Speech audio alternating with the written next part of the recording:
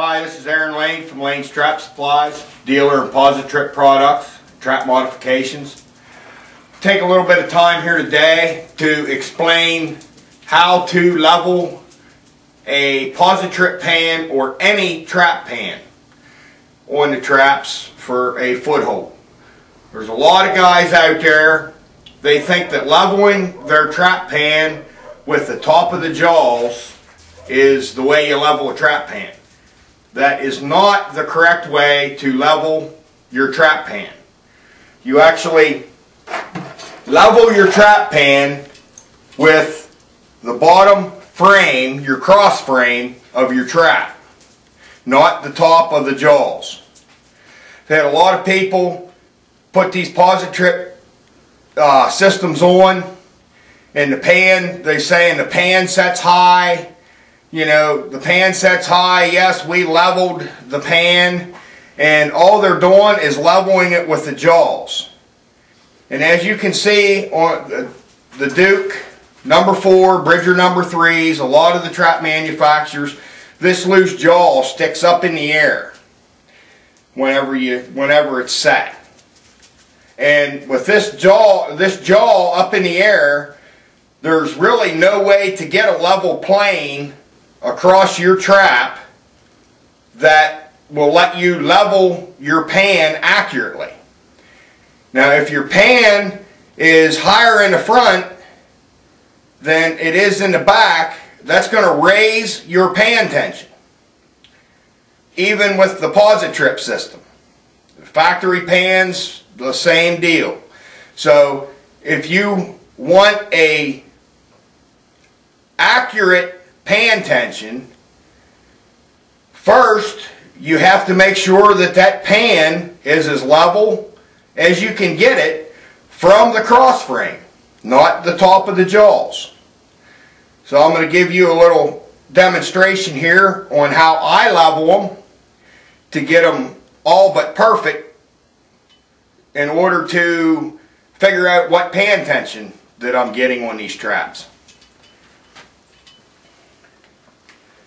The first thing you have to do whenever you're trying to level your pan is you have to get one and eyeball it to as level as you can get it, and then take a ruler, small scale, whatever you have to measure with. You can use, I use a wire tie after I get the first one leveled. I have a machinist 6-inch scale that I use to stick up in underneath here and measure the front and measure the back and adjust it until I get it near perfect. And then I just take a simple wire tie and make sure that it's cut square. And then what I'll do is I'll actually take that up here to the back of the pan, and I will mark to the bottom of the trap frame. And then you bring this wire tie out here with your mark on it and take it to the front of the pan to the bottom of the trap frame, and you see that pan is level. Now you get on here and I'll show you how much of a difference this is. That trap pan looks pretty good and level with the naked eye across there, with this jaw, this loose jaw riding so high.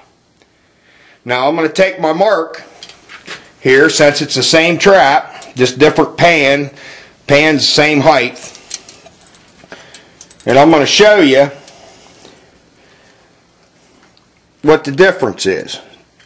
I'm going to take this to the back of the pan, and you can see my black mark's pretty much level with the top of my frame.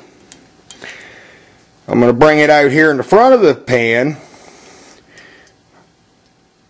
and hold it, and that black mark's completely above the frame, where the bottom of the mark is sitting on top of the frame.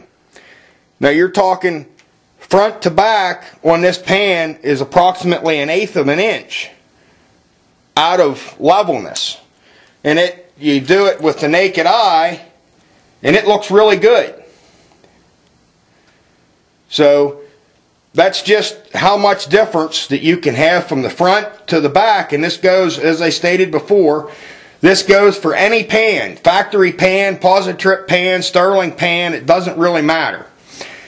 The higher this pan is in the front, the more you're going to increase your pan tension because of the dog and the pan meet. And if you're high in the front, that pan has to move so much further and take so much more force because of the release point here on your dog to push that down. Now you have a level pan, you know, then it's setting flush on there, level, and it's not going to create it isn't going to take the amount of pressure to push on that pan to get it to move on the dog for it to fire.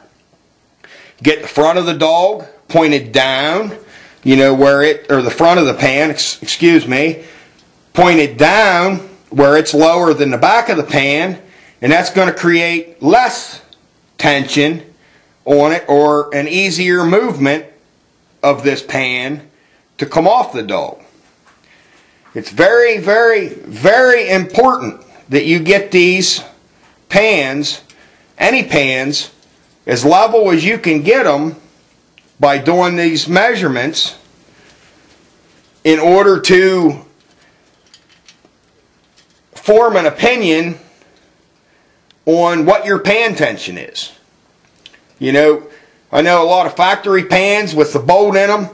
If you take a Sullivan's pan tester, or however you want to do it, set your trap on a digital scale, and you go back here and push down versus out here and push down, there's a great difference between the two pan tensions on that. And just think what it would be if the front of this pan was up and an animal would step back here on a factory pan.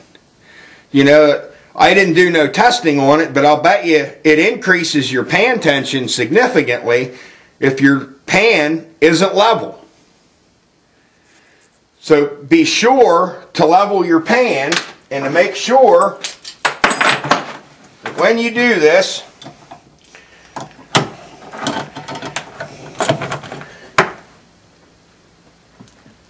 put your tool on the back of the trap like that. And if the front of your pan's setting high, you want to bend this part in. If the front of your pan is setting low, you want to take your tool and put on here and bend it out. It's very, very simple to do this and check them, and it doesn't take much time to be accurate. Back of the pan, the black mark is almost level with the frame. Bring it out here to the front of the pan, and it's almost flush with the top and bottom of the frame. So I'm guessing that if I take my scale and measure that, I'd probably be within a 32nd of being level. And that's very acceptable. But when you get it level and you put it in that trap like that with the high jaw on it, the front of that pan actually looks like it's sloped down. But it's not, according to the frame of the trap. It's level. Now, I had a lot of questions about how I crimp my stainless steel rod dogs on my traps, and I just want to take a second here and end the video.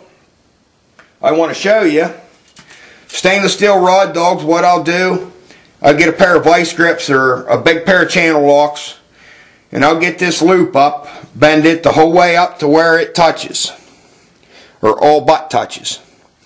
And then the easiest way I found, I have a swedging tool here for ferrules.